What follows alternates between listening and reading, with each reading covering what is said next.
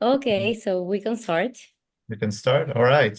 Yeah. Good morning, everyone. It's a pleasure to start a meeting today with Nati, which I think most of you have met him already during the Mentor Madness. So I'll do a quick introduction.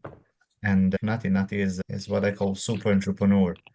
Is a successful entrepreneur that survived it and continue to generate so much value for founders about product. He's a product leader and has huge and vast experience in everything related to product across B2C, B2B, B2B2C.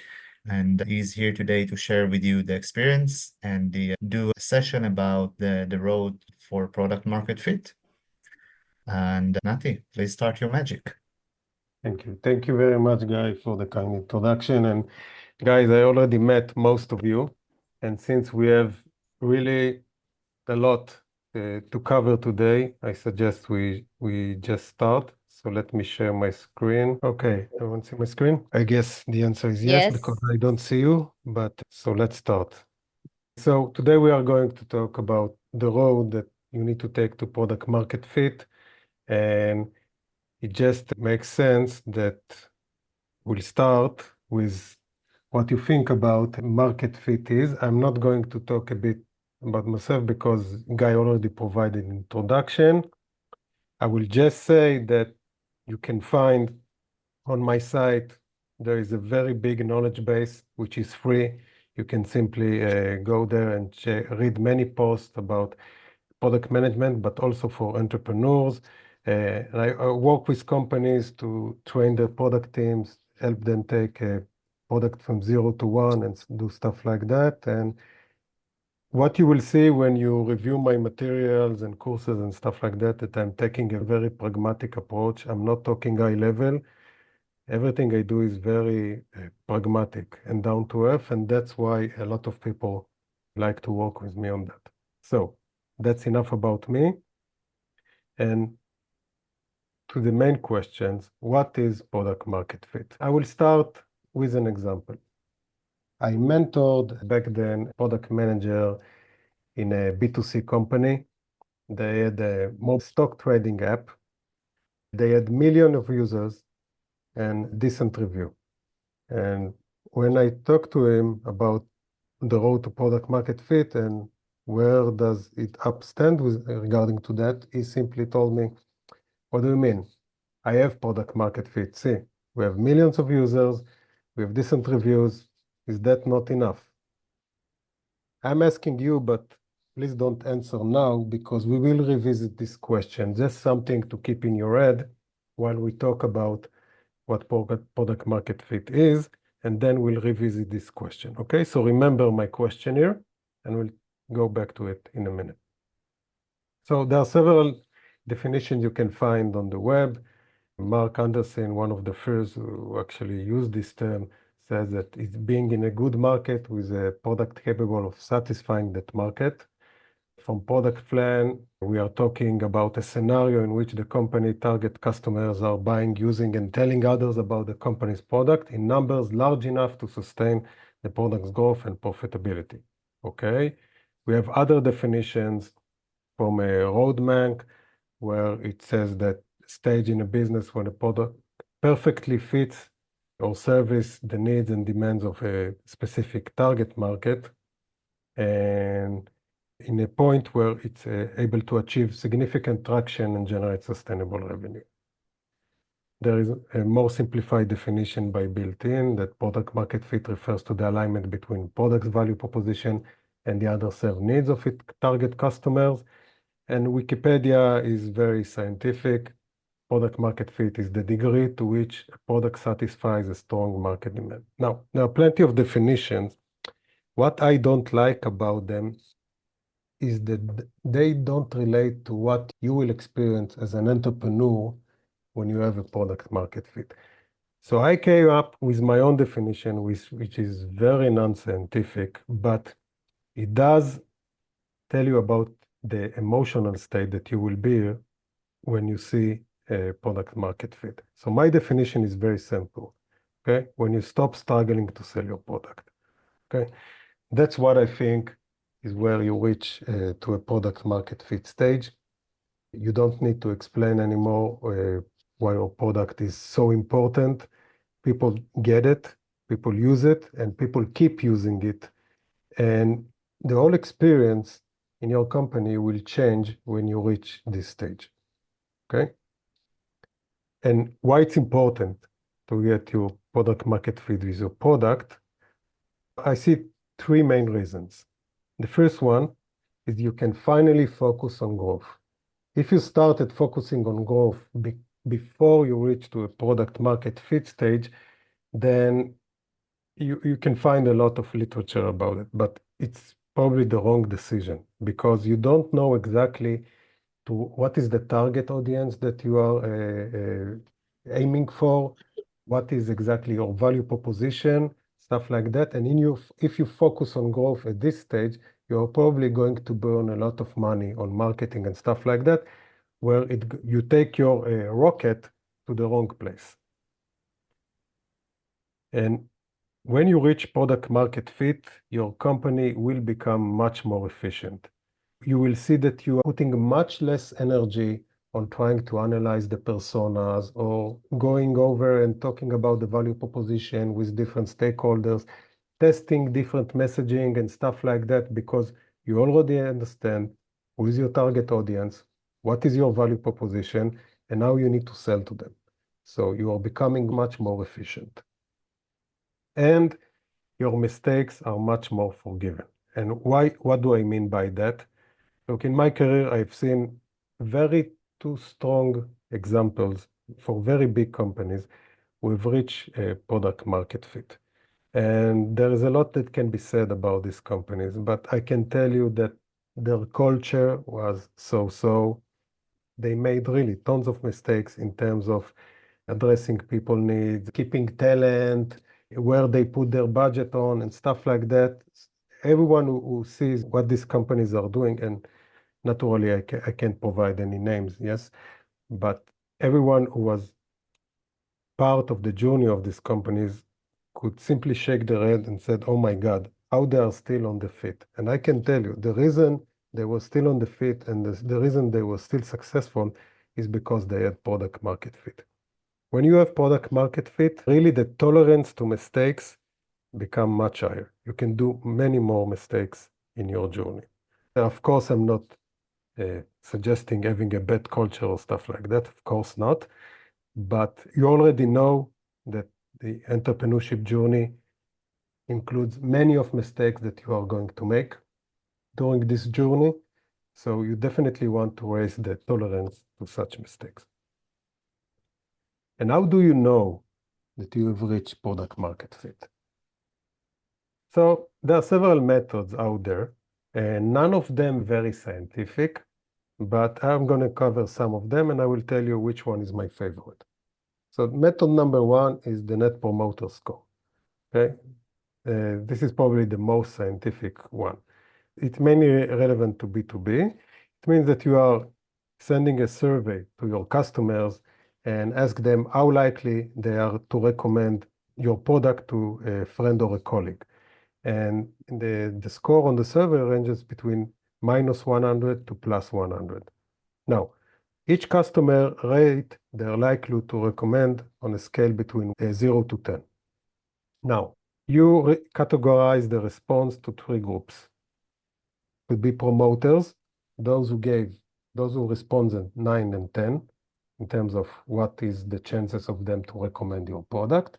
There are passives, anyone with a score 7 to 8. And there are the detractors, anyone who responded is between 0 to 6. Those we consider unhappy customers. And what you do in terms of calculating the NPS, you subtract the percentage of the detractors from the percentage of the promoters. Meaning, let's take an example. You send the survey to 10 people. 3 of them gave you 9, okay? But the rest, 7, gave you between 0 to 6. You have 30%, and then you subtract the 70%, so you are -40, okay? So this is not a good grade. Now, if you want to interpret the NPS, so any positive score is generally considered good. Above 50 is considered excellent, and above 70 is considered world class. So if you get more than 70 on NPS, you can definitely start to think you have reached some kind of a product market fit. This is about NPS. Now, the pros and cons of NPS. It's simple to collect and process. It's mainly to B2B. This is the con. And another con, which I think which is more significant. I have a short question. Is the amount of the forms are relevant, or I can assume with 10 reviews that's enough, or I need like hundreds or 1,000? 10 is generally too low, but you don't need hundreds. Okay, usually depending on the amount of customers, yes, if you have less than 10, then it also means something, yes, but I think around dozens should already give you a very good idea where you stand, because things would probably won't change a lot after that. Okay? Let's say you send it to dozen and then you send it to hundreds. I assumption that the grade won't change by a significant margin. Okay, but the main cons in this method is your conclusions are based on survey answers rather than actual actions. You don't wait for the people to actually see if they recommended you or not. You just base your answers on whether they say they will recommend you or not. But still, this is a good method and it's applied in a lot of places in the industry. Method number 2 is asking what if your product is no longer available. And now you do it. You ask your customers via a survey, how disappointed would you be from 1 to 5 if your product won't be available to you anymore? Okay, you could put this question in a bigger questionnaire that you are sending to a customer. This is one of the questions there, but this is the most important question. You need, if you want to think that you have some sort of product market fit, that at least 40% of your customers will say that they will be very disappointed. Okay, meaning they will answer number 5 if you have a scale between 1 to 5, how disappointed you would be. Now, the pros and cons of this method is first, is very straightforward to gather and process. And second, which is what I really like about it, you can give a very good rough estimation in 5 minutes, even without really actually conducting the survey. When I ask entrepreneurs and product leaders, what do you think will happen if they will send this survey? Most of the time, they already know what people will answer. So this is a very good test, which you can do in 5 minutes to estimate where you stand with regard to product market fit. I don't see really cons here, because if you did send the survey to customer, there is no reason to believe that their answers won't be authentic. And it's very simple. So this is why this method is my favorite one. Okay? But there are other methods. Method number 3 simply says that when your customers stop churning, then you have a product market fit. Now, it's straightforward to calculate because you can calculate the churn very easily. The cons of this method is that this is a lagging indicator. You need to wait for customer to churn to actually understand if you have a product market fit or not. So this is why I don't like this method. Okay. Method number 4 is when you see an exponential organic growth. This is relevant only to B2C. Okay. The pros is that you can't miss it. You feel it in all of your data. And the cons is it's only for B2C. So, of course, we want that, but for many businesses, it's not a good method. So, now that you have seen all these methods, and there are other methods, okay, but those are even more, there is a method say that you will know when you see it, okay, but I didn't bother including it here because those are the rest of the methods. This is how they look. So going back to my original question, and the product manager in the B2C with the mobile stock trading app, feel free to open your microphone and tell me what you think. Does this company has product market fit or not? So we don't know unless we see retention rates, we see churn rates, we see cohort analysis, we see how many people are actually paying for the application. Until then, it might just be a lot of marketing driving users to the app.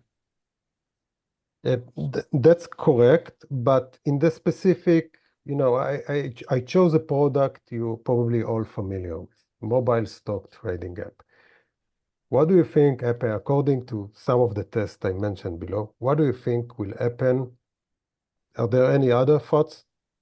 I think probably no. If it was, I would imagine some would say, would you be disappointed if this wasn't available? They'd say, no, I'd probably just move to another one.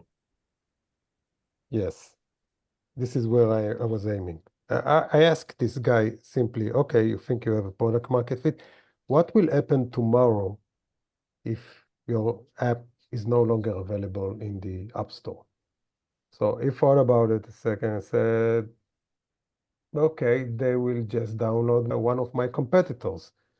And I asked him, okay, so how bad would they feel about it? How bad their experience is going to be degraded? So we said, oh, look, we are the best, but it's not like we are winning with a knockout. That probably a feature or another one is going to be missing, but their experience is not going to be that different. So I told them, sorry, but you don't have a product market fit, okay? You have a product market fit, and your customers think it will be disasters if you no longer exist, okay? Because any other alternative takes them really backwards, okay?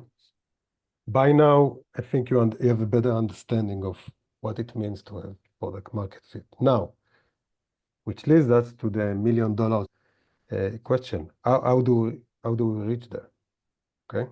How do you reach product market fit? So this is where I find entrepreneurs and product leaders who are taking products from 0 to 1, find them struggling a lot because there is a lot of literature about it, and everyone tells you to focus on different metrics and do something else to figure out if you have product market fit or not. And what I'm going to do here, I'm going to show you what I call all the facets of this problem and how you should integrate all of them to really understand where you are on the path to product market fit. And I hope that this will help you to make a very clear methodology for you to understand where you are on the track and what you should do next. Okay, so facet number 1, your hypothesis. Okay. And when I talk about hypothesis, I'm talking about separating what you know from what you believe in. Here are examples of 2 facts. Okay, the Gen AI market is currently valued at X, or 50% of Gen Z consume their news from social networks.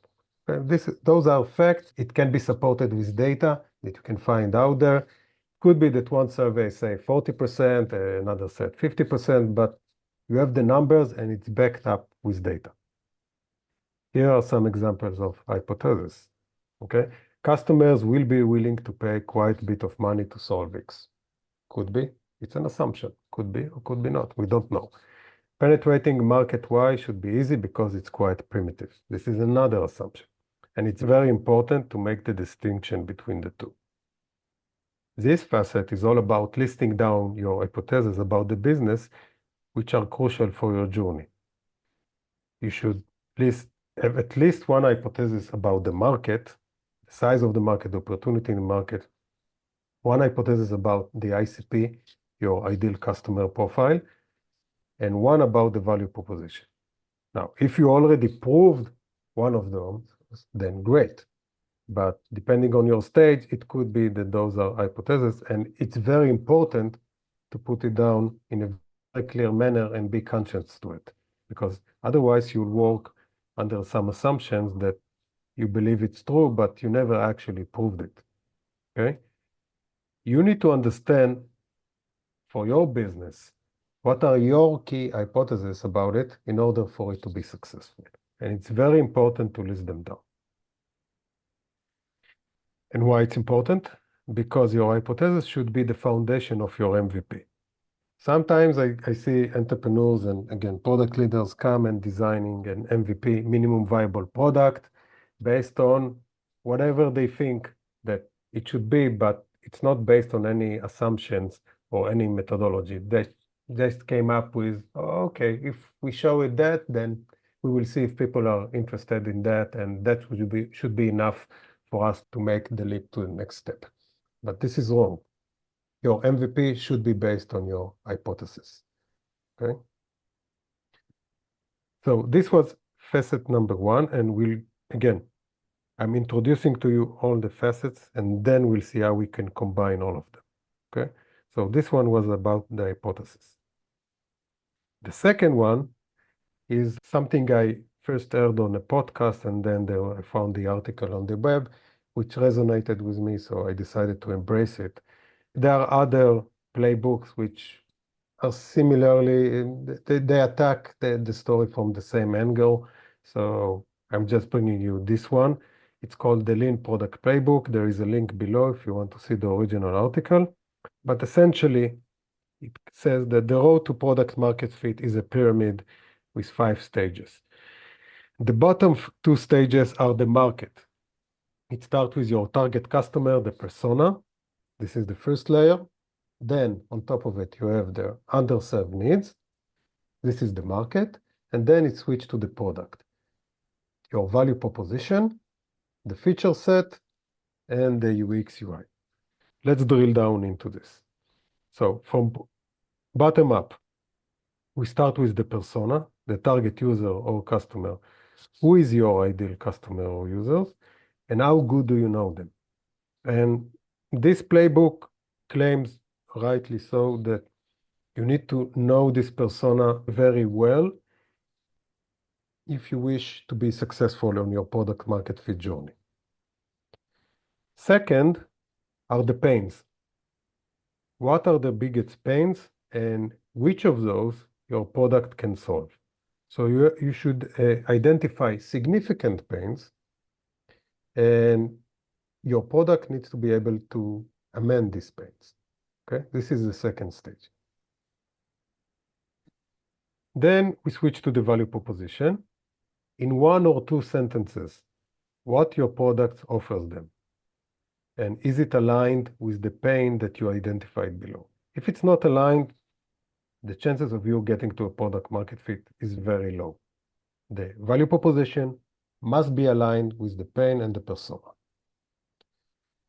Then we have the feature set. Does your product include the key feature to support the value proposition? And the UX UI, how the user interface needs to be designed for driving maximum value and neutralizing any usability issues. Okay, so those are the 5 layers. Now, the bottom 2 layers are the market layers. What does it mean to be a market layers? It means that you have 0 control over those. And this is very important to understand. You have no control on the persona and the underserved needs. This is something that happens out there, and you just need to understand if you can help with that or not. And yet, you don't have any control of those. Those are the most important layers to get right, okay? You really need to understand the persona that you are serving, could be more than one, and you really need to understand what are the underserved needs or the pains, and how severe are these pains, and how impactful would be for you to solve them. The product layers, the value proposition, feature set, and UX are fully under your control. The value proposition is the most important one to get right. The feature set and the UX is more execution.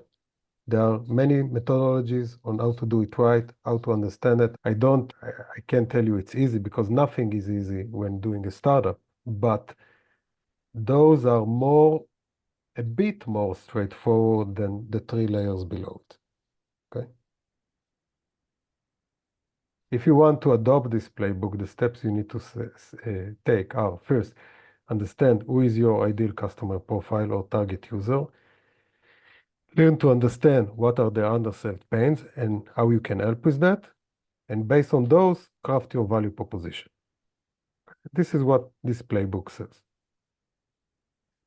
Moving on to the next phase, the pilot metrics. It was coined by Dave McClure. There is a link below if you want to read the original article. But again, I'm trying to summarize it for you. So the pilot metrics talk about AARRR, which stands for acquisition, activation, retention, referrals, and revenues. Okay? What does it mean essentially? Acquisition means that you tell a story to the world and the world would like to hear more. You have the goal of the acquisition phase is to get people to a sales meeting if you are B2B, or to get people to your App Store page if you are B2C. This is the goal of this stage. The activation stage means that they saw your product and they would like to try it. Essentially, it means that they got your product installed and configured, and now they can give it a try. If it's an app, it means they installed the app and they launched it for the first time. If it's a B2B, it means that you showed your product, they would like to try it. If it requires some setup and stuff like that, you already took care of the setup, and now they actually try it for the first time. This is the goal of the activation stage. The retention stage means that they are using your product regularly and they love it. Okay? The goal is that customer or user are extracting great value and are not churned.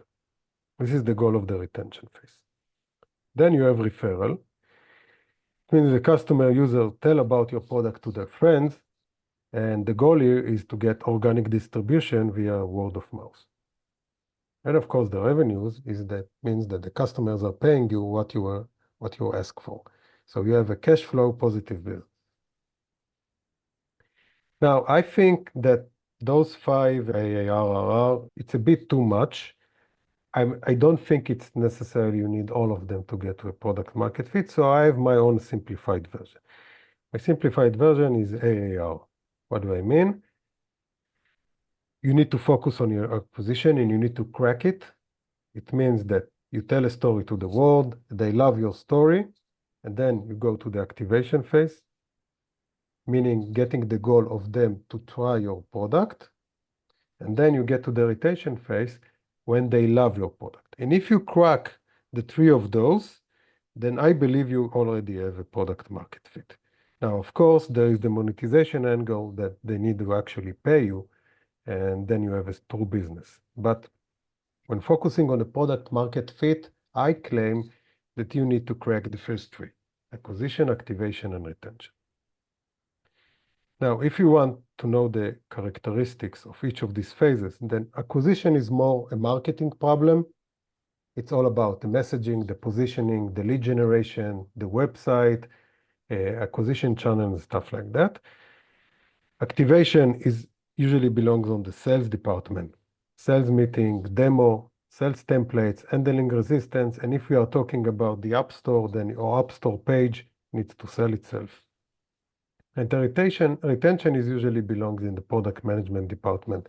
It is a feature set, analytics, data-driven decision, UX, UI, and collecting feedback.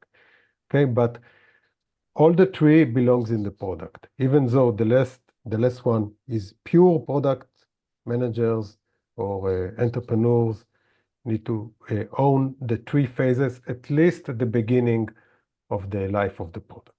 Okay, you can't just say, oh, this is marketing problem, I don't care. No, you can't. You don't have the luxury of doing so. And the last facet is about risk management by Marty Kagan. There's a link to the article below. And Marty Kagan identified 4 risks: the value risk, which is about whether customer will buy it or user will choose to use it, meaning do they see value from your product. There is the usability risk, whether a user can figure out how to use it. There is the feasibility risk, whether your engineers can build what needs with the time and skills and the technology that you have access to. And there is the business viability risk, whether this solution also works with the various aspects of your business. Now, from my experience, the business risk is something that often overlooked by entrepreneurs, so it's important to get right. And so let's talk about the hierarchy of these risks. So we are starting with the value risk, which is the highest, is the most important risk to crack. Eventually, you need to build a product that delivers value. Then I think comes the business viability risk, which I told you is often overlooked. I will give you one example, but you can read about it. I will have plenty of links at the end that you can read about it more. But I see with the Gen AI, the business risk become very high because it's very easy to come up with products with Gen AI. It's very easy to show that they deliver value, but it's quite hard to scale them because sometimes when you consider all the API calls to OpenAI or the similar, and you consider scaling and giving the user the opportunity to actually play with the Gen AI and abuse it, then you rust into business viability, meaning you developed a product which shows great value and users like it, but if not designed properly from the business perspective, you can really run out of money very quickly because it doesn't scale well. This is an example of a business risk. There is the feasibility risk. Can we build it? We have the dream, sounds great, everyone likes it, but we don't have the expertise to build it in-house because the technology is too evasive, too complicated. And the usability risk, which I rarely find that this is the case where companies fail. Okay, so we have these four risks. Now that we covered all the four facets, you can understand why when someone tells you, oh, you need to get your hypothesis right, or someone tells you, no, you need to crack the acquisition phase, and someone tells you, no, you need to evaluate the risk.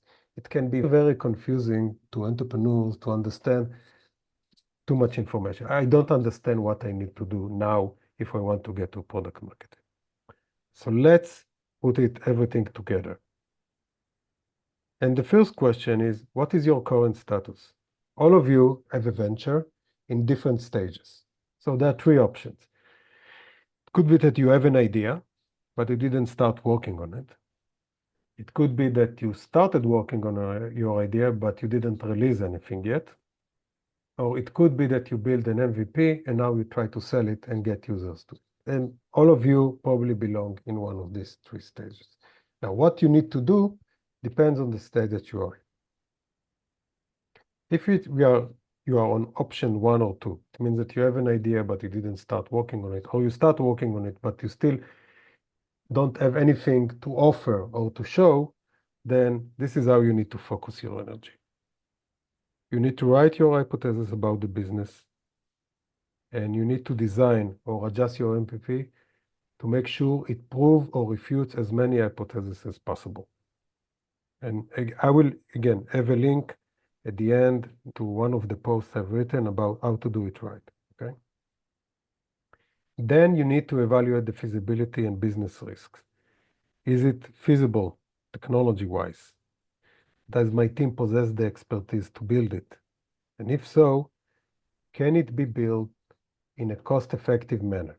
And you need to consider Gen AI scaling costs and everything that I mentioned below to see that it actually makes sense to work on this product.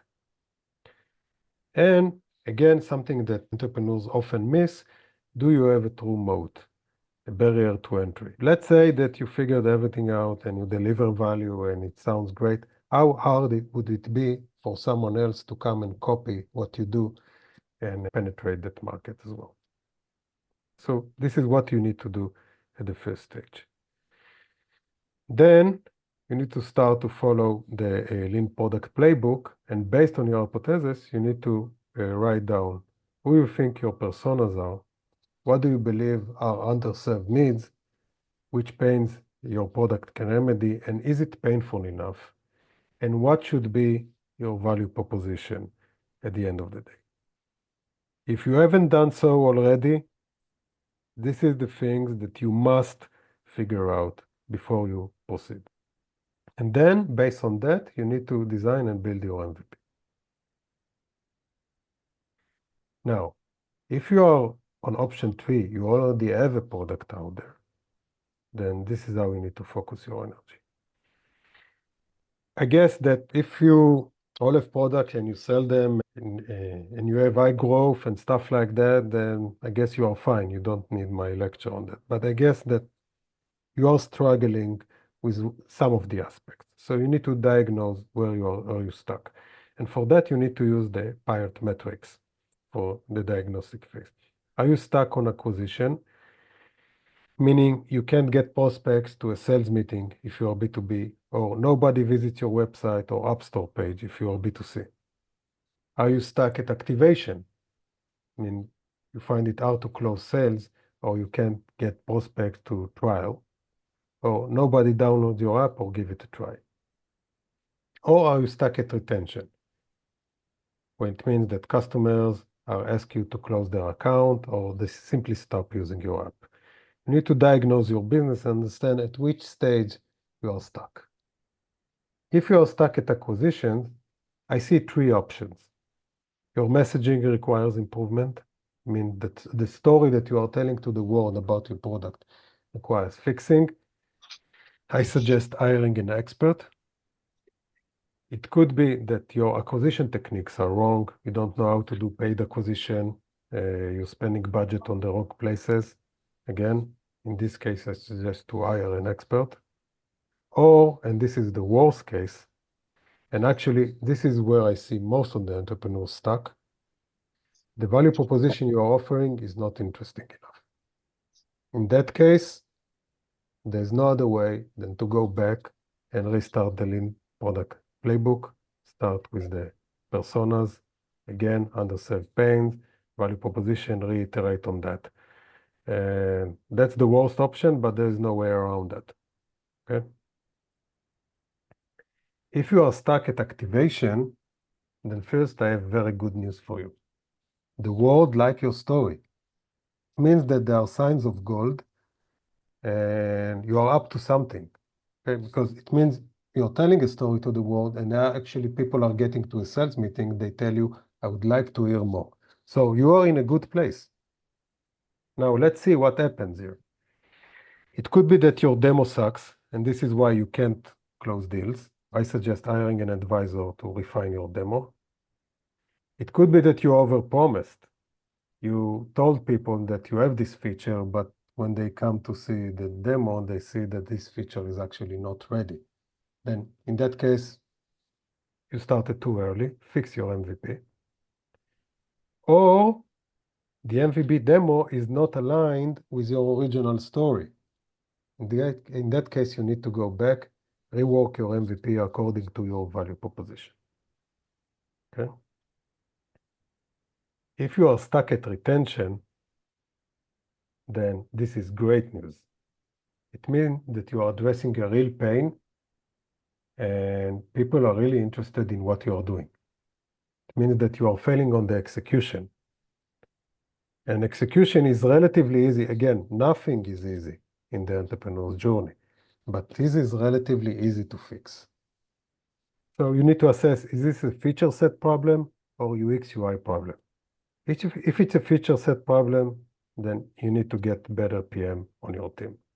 If it's a UX UI problem, then you need to get a better designer. As you can see, the solutions here are more straightforward. Again, it's not easy, but it's an execution, okay? So if I want to summarize everything and show you the road to product market fit, those are the stages. You have an idea. Based on this idea, you have some hypotheses on this business that you need to be very aware of. Then comes the personas that you need to serve. Then you need to identify the underserved pains.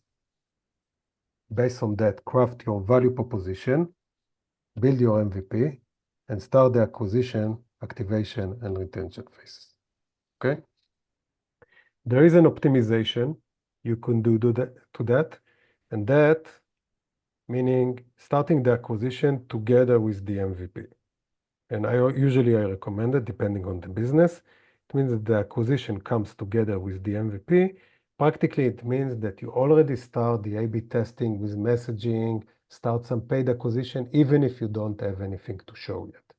It means that you fake it till you make it, but at least you put a landing page, sign up for the beta, or some let me know when the product is ready, or whatever, something in that spirit, or get back to me.